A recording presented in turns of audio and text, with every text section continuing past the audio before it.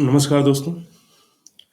आज की इस वीडियो में हम भारतीय संविधान के उन 55 प्रश्नों को लेकर के आए हैं, जो परीक्षा के पॉइंट ऑफ व्यू से बहुत इम्पोर्टेंट हैं और परीक्षाओं में कई बार पूछे भी गए हैं।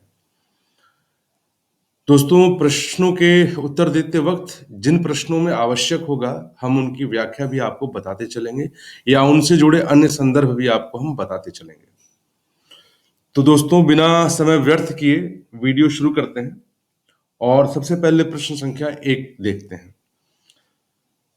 संविधान सभा की प्रथम बैठक कब हुई थी?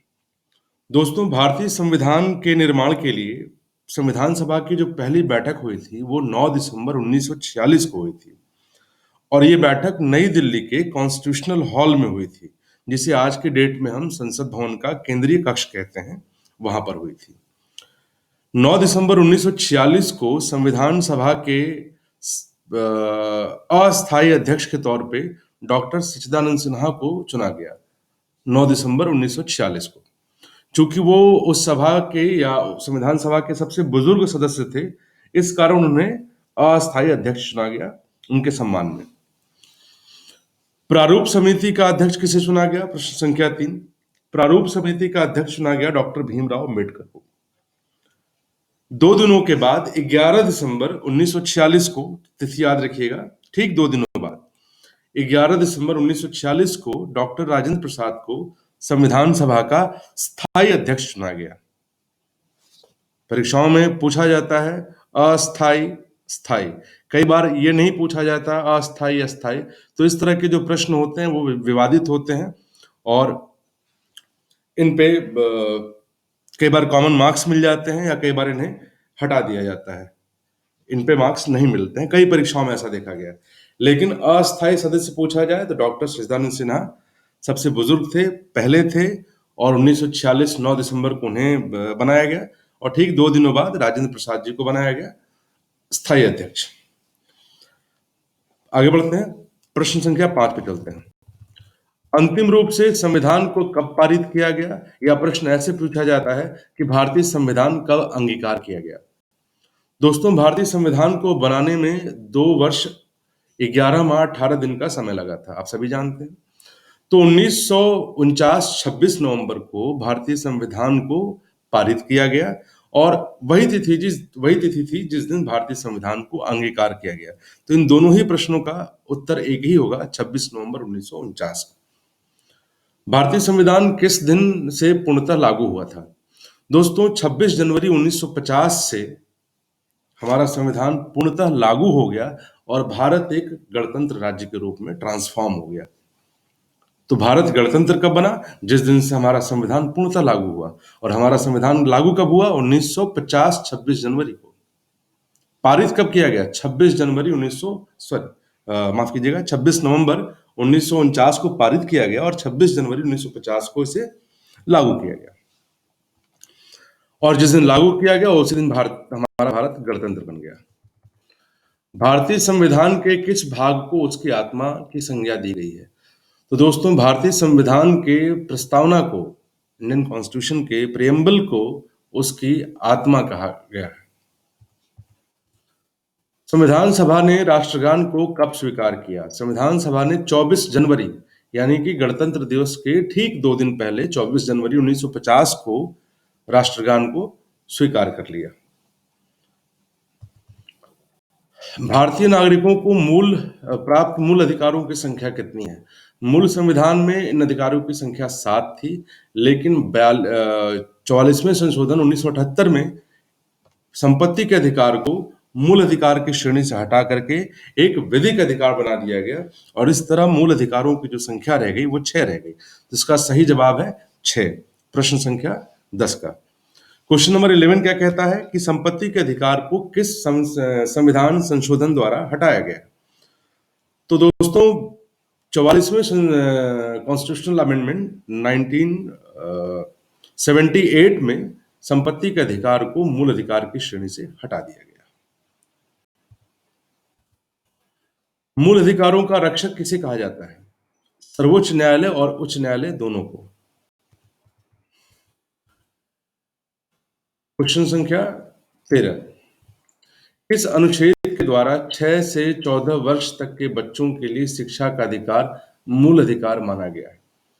दोस्तों, इस संदर्भ में एक पॉइंट है जिस पर हम बात कर लेते हैं ताकि ये चीज आप हमेशा याद रहे। राज्य के नीति निर्देशक तत्व के अंतर्गत धारा 46 यानी कि अनुच्छेद 45 में 14 वर्ष तक के बच्चों के लिए शिक्षा का प्रबंध करने का प्रस्ताव दिया गया था राज्य को। लेकिन 86वें संशोधन 86 अमेंडमेंट 2002 में इसे मूल अधिकार में ट्रांसफॉर्म कर दिया गया। 6 वर्ष से लेकर 14 वर्ष तक के बच्चों की शिक्षा को मूल अधिकार कर दिया गया और यह अनुच्छेद 21A में है। लोक कल्याणकारी राज्य की अवधारणा किसमें निहित है? राज्य के नीति निर्देशक तत्व में। दोस्तों, आर्टिकल 36 से लेकर के आर्टिकल 51 तक राज्य के नीति निर्देशक तत्व और इस संविधान के भाग 4 में है। आर्टिकल 37 में लोक कल्याणकारी राज्य की अवधारणा का प्रस्ताव दिया गया है। क्वेश्चन संख्या 15 देखते हैं। संविधान का अनुच्छेद 40 राज्य को निर्देश देता है कि वह ग्राम पंचायतों का संगठन करे। ये राज्य के नीति निर्देशक तत्वों में अनुच्छेद 40, मैंने बताया आपको 36 से लेकर 51 है, तो यहाँ पे अनुच्छेद 40 ग्राम पंचायतों के संगठन से जुड़ा हुआ है। संविधान में मूल कर्तव्यों को शामिल करने की प्रेरणा किस देश के संविधान से ली गई है? रूस से ली गई है। दोस्तों, दिलचस्प बात यह है कि मूल संविधान में फंडामेंटल ड्यूटीज नहीं थी, मूल कर्तव्य नहीं थे, लेकिन 42वें संशोधन में स्वर्ण सिंह कमेटी की अनुशंसा पर, उनकी सिफारिश पर 42वें संशोधन 1976 में मूल कर्तव्यों को शामिल किया गया और प्रारंभ में जो मूल कर्तव्यों की संख्या थी वो 10 थी। लेकिन 86वें संशोधन, फिर से बात आ रही है, 86वें संशोधन में जो 2002 में हुआ था, जिसमें 21A के तहत शिक्षा के अधिकार को मूल अधिकार कर दिया गया 6 साल से लेकर के 14 साल के बच्चों को, उसी अमेंडमेंट के तहत गार्जियंस या माता पिता या अभिभावक के लिए ये गाइडलाइन दी गई या ये उनका कर्तव्य बताया गया। 11वां कर्तव्य जुड़ा, वो ये था कि अपने बच्चों को शिक्षा दिलाने के लिए प्रयास करेंगे। तो इस तरह मूल कर्तव्यों की संख्या 10 से कितनी हो गई? 11 हो गई। ये संशोधन 42 1976 के माध्यम से हुआ था। क्वेश्चन नंबर 18, संविधान में मूल कर्तव्यों को किसकी अनुशंसा पर शामिल किया गया था? हमने अभी आपको बताया कि स्वर्ण सिंह समिति या स्वर्ण सिंह कमेटी की अनुशंसा पर इसे शामिल किया गया था।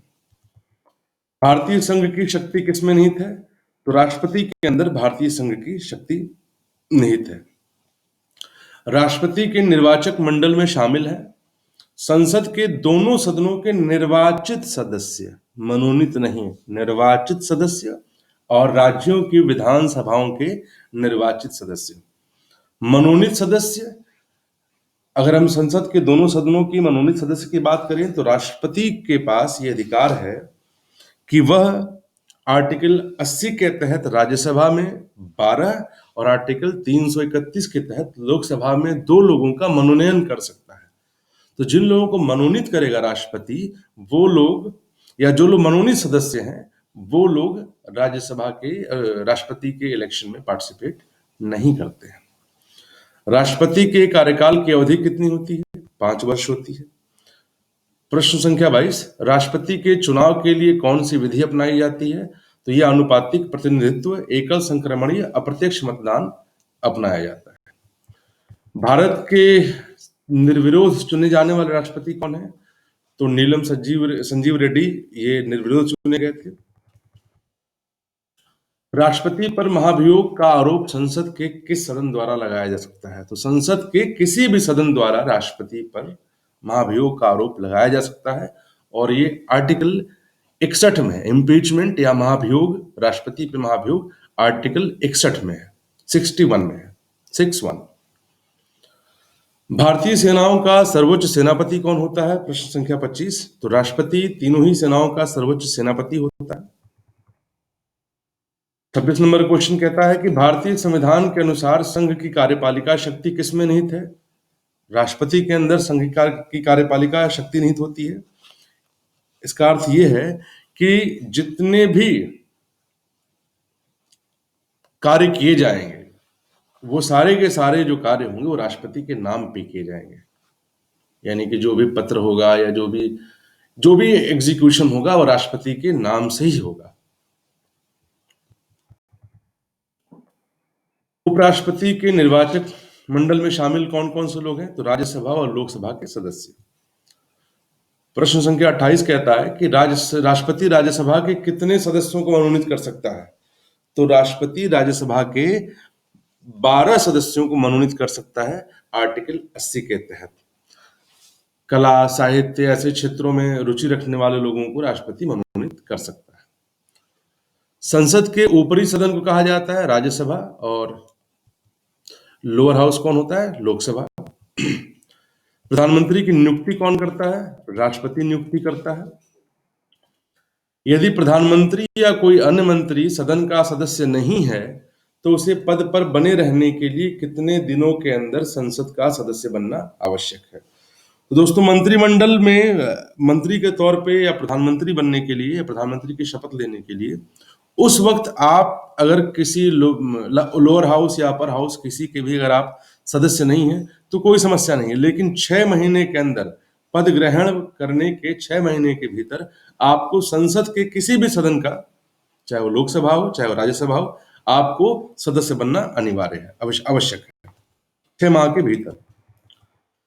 मंत्री परिषद सामूहिक रूप से किसके प्रति उत्तरदायी होता है? तो राज्यों में केंद्र में मंत्री परिषद सामूहिक रूप से लोकसभा के प्रति उत्तरदायी होता है और राज्यों में जो मंत्री परिषद या मंत्रिमंडल होता है वो सामूहिक रूप से विधानसभा के प्रति उत्तरदायी होता है। लोकसभा की अधिकतम सदस्य संख्या हो सकती है, प्रश्न संख्या 33। लोकसभा के अधिकतम प्रश्न जो सदस्यों की संख्या 552 हो सकती है, 552। राज्यसभा के अधिकतम सदस्य संख्या कितनी है? 250 हो सकती है। किसी विधेयक को धन विधेयक के रूप में कौन प्रमाणित करता है? तो लोकसभा का अध्यक्ष ही किसी विधेयक को धन विधेयक के रूप में प्रमाणित करता है। आर्टिकल 110 धन विधेयक के बारे में परिभाषा दी है कि कौन सा विधेयक धन विधेयक है।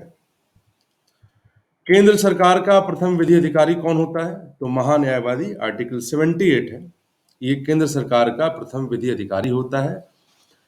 ये संसद में बैठ सकता है, संसद की बैठकों में भाग ले सकता है, लेकिन ये मतदान नहीं कर सकता है।